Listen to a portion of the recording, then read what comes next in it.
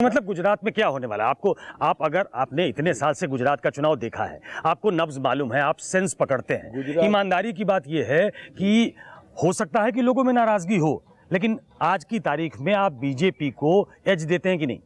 देखिए, मैं बीजेपी की सरकार बनेगी ऐसा नहीं मानता, कमी रहेगी और कमी रहेगी। गुजरात की जनता जैसे भी है, लेकिन वो उसको महंगाई, बेकारी, करप्शन, शिक्षा, हेल्थ सब में पीड़ित है। विकास वहाँ करिए ना, विकास बेकारी का हुआ, विकास महंगाई का हुआ, विकास करप्शन में हुआ, विकास कर्जा लेना है गुजरात सरकार के उसमें हुआ। तो मतलब कहीं विकास, ये विकास हुआ, बाकी विकास रास्ते बनते हैं तो नेचुरल बनना है, आदमी तो कल बनना ही है।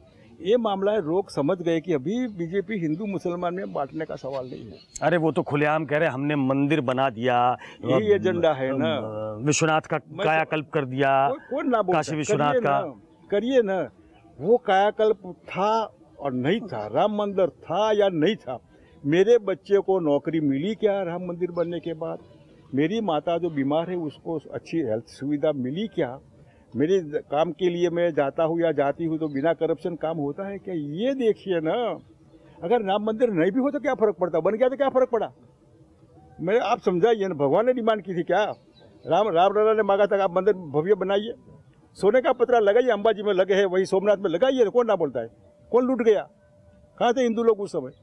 तो ये जो मामला है ना, वो अपने लिए होता है मार्केटिंग, राम के लिए नहीं, मंदिर के लिए नहीं। स्वयंसेवक वगैरह कह रहे हैं, मैं ऑन रिकॉर्ड कह रहा हूँ। और ये मंदिर का मार्केटिंग, लोगों का पेट का मार्केटिंग करिए ना, उस बच्चे को नौकरी का मार्केटिंग करिए ना।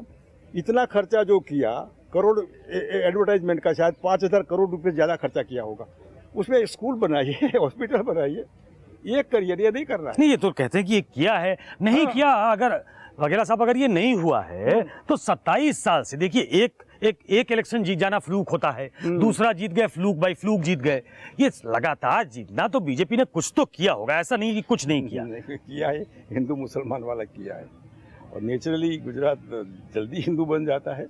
हिंदू बनने के बाद लगा कि मामला टेढ़ा है, तो अभी दुखी है लोग, अब नहीं मानते। कांग्रेस के किसी बड़े नेता ने आपसे इस बार संपर्क किया कि वघेला साहब क्या करना चाहिए, बापू क्या करना चाहिए इस बार के चुनाव में? किसी ने संपर्क किया? देखिए, संपर्क किया, मिले किए, और बात भी होती है। और कांग्रेस को काफ़ी मदद भी हमने किया है।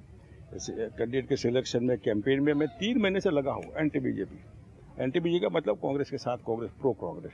और बीजेपी इतना मामला इजी नहीं है बीजेपी को जीतने का, इसलिए बीजेपी। लेकिन आप भी मान रहे हैं कि एज तो है, आराम से नहीं जीतेगी, लेकिन एज है बीजेपी को। देखिए, नंबर 1 पार्टी बीजेपी रहेगी, लेकिन मेजोरिटी वाली नहीं रहेगी। अगर मेजोरिटी नहीं है तो फिर बाकी। गुजरात ऐसा मैंडेट तो कभी देता है, वघेला साहब? दिया है, बहुत बार। आपके जमाने में हुआ था? वही तो जमाना तो एक ही है, आपका हमारा एक ही जमाना होता है। जमाना होता है, लोगों का लोग होते हैं। तो कांग्रेस की अपनी कमजोरी की वजह से ऐसा है क्या? वो कमजोरी नहीं होती है, वोटर की कमजोरी होती है। उनका वजह अपनी होती है, वोटर की। वोटर कमजोर होता है। नहीं, कांग्रेस की कमजोरी मैं इसलिए कह रहा हूँ कि राजस्थान में सरकार है। हाँ। आपने भी इंटरव्यू सुना होगा, अशोक गहलोत साहब ने अपनी पार्टी के एक युवा नेता के बारे में क्या क्या कहा। बोलो, ठीक है, कि क्या नहीं किया इसने, ये गद्दार है, हाँ, ये कभी सीएम नहीं बनेगा। कांग्रेस के लिए नई बात नहीं है।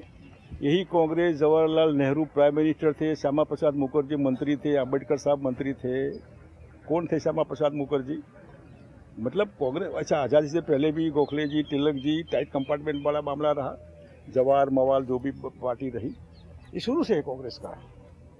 तो मतलब इसको आप बहुत गंभीरता से नहीं लेते? नहीं लेता हूँ। रियल डेमोक्रेटिक पार्टी है। ऐसी डेमोक्रेसी होनी चाहिए कि आप एक दूसरे को गद्दार बोलो। नहीं, गद्दार वर्ड अच्छे नहीं है, लेकिन अशोक गहलोत के पास ऐसे रीजन है जो ये कहने के लिए इनके पास प्रूफ होगा। लेकिन ये as a chief minister he should संभाल कर बात करके, बुलाकर बैठा कर बात करनी चाहिए। नेक्स्ट टाइम ख्याल करो भाई, चलो मैं राहुल जी से बात करता हूँ, तुमको बैठा, तुम बैठो, कोई बात नहीं। मैं बहुत समय बैठ गया, लेकिन उस समय जो इनके पास प्रूफ होगा बीजेपी के साथ मिलने करने का, इससे आदमी दुखी है। इस हिसाब से उन्होंने वर्ड इस्तेमाल किए होगा। आपको लगता है कि ऐसा कुछ हुआ होगा बीजेपी के साथ? सचिन पायलट की कुछ तो डीलिंग रही होगी? गहलोत जी का कहना है, और वो हो सकता है। जैसे ज्योतिरादित्य सिंधिया जी का था, वो तो कभी नहीं जाते, लेकिन उस समय जो ह्यूमन टच की कमी मैं देख रहा हूँ, जो राहुल गांधी की ह्यूमन टच अभी मैं देख रहा हूँ, बॉडी लैंग्वेज, जो भारत जोड़ो यात्रा में, उस समय भी ह्यूमन टच मिलता तो कार्यकर्ता कभी पार्टी नहीं छोड़ता, चाहे बीजेपी हो या कांग्रेस हो। जो छोड़ता है वो पहले बूम लगाता है, दुखी हूँ।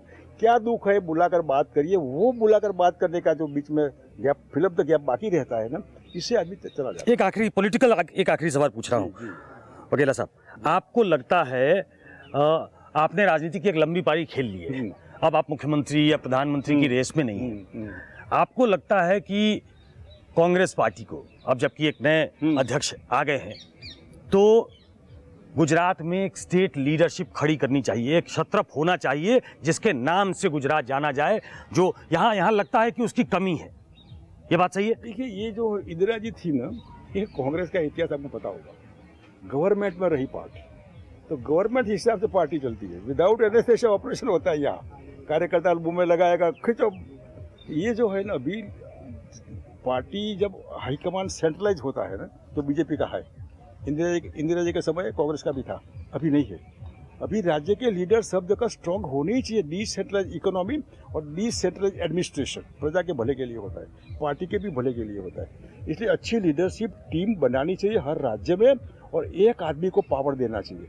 वो आदमी मालिक होगा उस राज्य का, वो कंसल्ट करके फिर दिल्ली को बताए कि डूज एंड डोंट्स, ये करिए और ये न करिए। ये कमी है। ये एक वघेला साहब को अगर ये पावर मिला होता गुजरात में तो कांग्रेस शायद कुछ और करती। वो है ही नहीं, कोई कल्पना है नहीं, अगर ऐसा हुआ होता तो आप करके दिखाते, ऐसा कहेंगे आज? 2012-2017 में सरकार ले आते अगर आपको पावर मिली होती। लेकिन कांग्रेस की सिस्टम ऐसी नहीं है पावर देने वाला। मैं उस हक में हूँ कि एक आदमी को पावर बोल दीजिए कि आप जो भी करिए, अगर अच्छा होगा तो आप ये होंगे, नहीं होगा तो आपकी गर्दन काटी जाएगी। नमस्कार, मैं हूं मानक गुप्ता। अगर आपको हमारा ये वीडियो पसंद आया हो तो इसे लाइक और शेयर जरूर करें, और हां, हमें सब्सक्राइब और फॉलो करना ना भूलें ताकि आप देश और दुनिया की कोई खबर मिस ना करें। तो जुड़े रहिए हमारे साथ और देखते रहिए न्यूज़ 24।